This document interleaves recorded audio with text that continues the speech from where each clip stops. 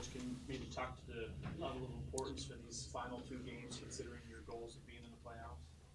Well, they're all important, and yeah, our goals are to play in playoffs and go deep, and we need to get better and keep working, and Southern Illinois is the next one up. So it's an important football game. What's your confidence level that this team can still go to the playoffs if you get in? Oh, there's a tremendous amount of confidence.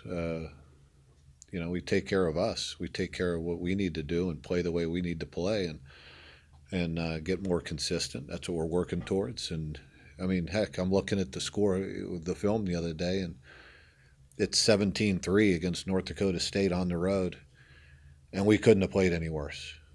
And we had multiple opportunities to get in the end zone and knocking on the door, scoring wise when we weren't playing very good, not executing at a very high level, and we're still right there.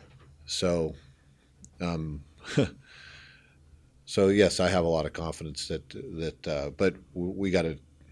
Some things have to change, but we're very capable. You mentioned on Saturday there will be some big changes coming on offense. Is that still the case? Yeah, so yes, there's some things that we're tweaking and moving along and changing a couple things defensively and yeah, so we'll be.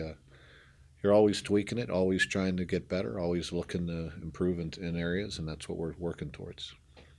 When you're in week 10, how do you kind of balance out making changes but not making too drastic changes to where, Yeah, you just said you balance it out, and I think that's what we're trying to do.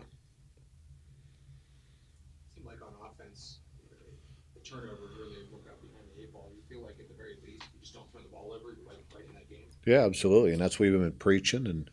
But I mean, beyond that, I mean, we didn't play very good fundamentally. I thought our technique was poor in a number of areas, not just in all three phases, and I don't that really bothers me. And I thought our effort level across the board, uh, meaning you need 11 guys playing with championship effort every play, finishing plays, and we didn't always have that, and that's disappointing. How do you account for that in a I don't know. big game? I wish I knew, Jim. I wish I knew that, but that falls on me, and that's because you might if you have 10 guys playing the right way and then one guy who isn't. That's a beautiful thing about football. That it usually reaps its ugly head, and at times that happen. And then obviously we have to fix the. You talked about the turnovers, but the the miscues, things that we can control, the false starts on 3rd and 2, 3rd and 3, on the goal line, fumbling the football. Those things can't happen, and so I mean that's it's obvious. can you tell us a little bit about what changes you plan on making offensively? Or No, it would be, uh, um, no, not really. We'll see. The proof will be in the pudding. Zach, LC, Bo, obviously wasn't taken out or went out. That's yeah. I don't. He's got some kind of a quad strain or something like that. So we'll give it some rest and see where he is. Does that change anything from your? No, the next guy in. Do you have any update on Jamil and how do you think Jalen played in for him on Saturday?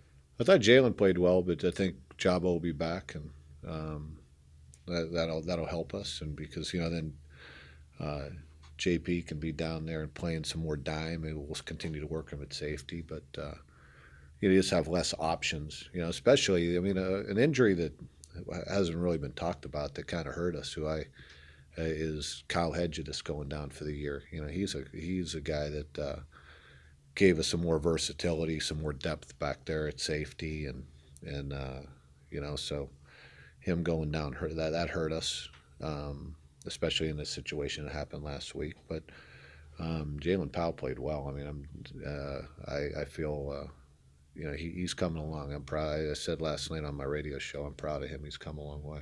Coach, with the offensive struggles, have you spent more time on that side of the ball during practice, or is it pretty much status quo for you? No, I've spent some more time over there, especially in the this week.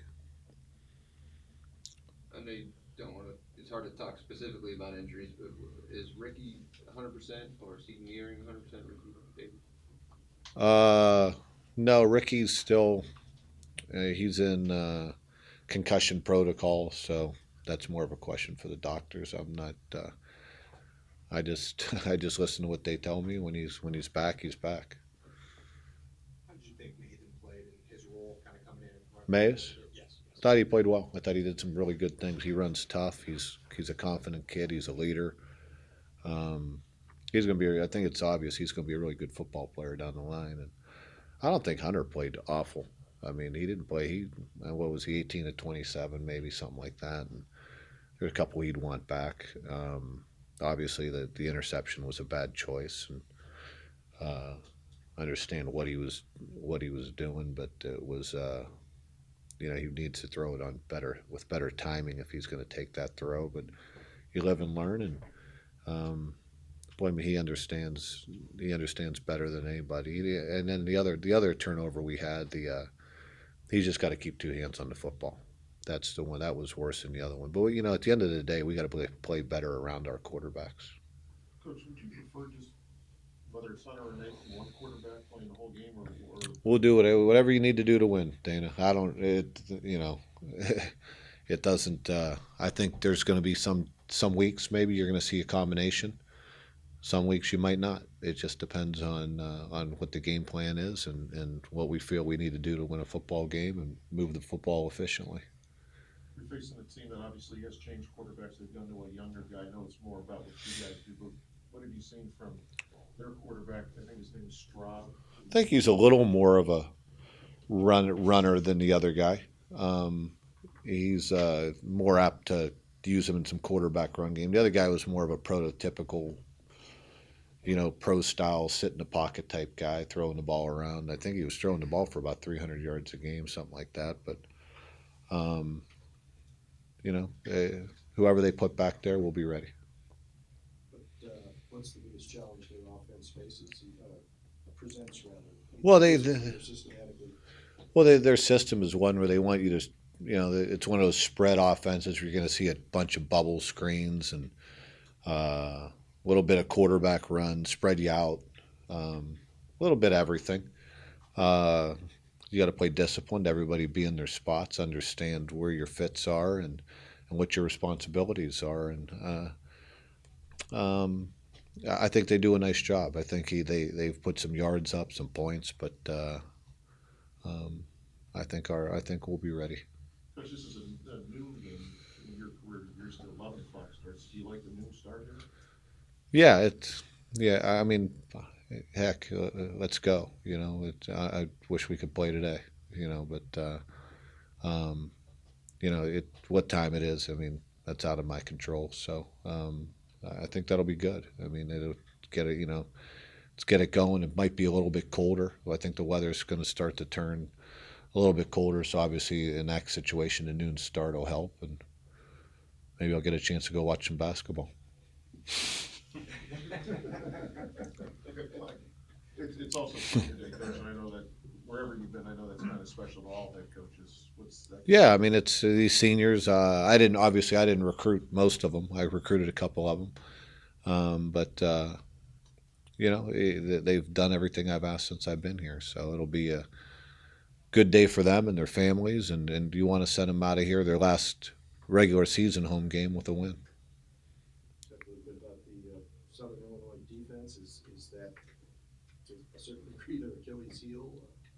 Well, I mean, they played pretty good at times. At times they've, like anybody, I think it's maybe a little work in progress. To do a different coordinator than they had a year ago, and I know you look at the numbers; they're better than they were a year ago.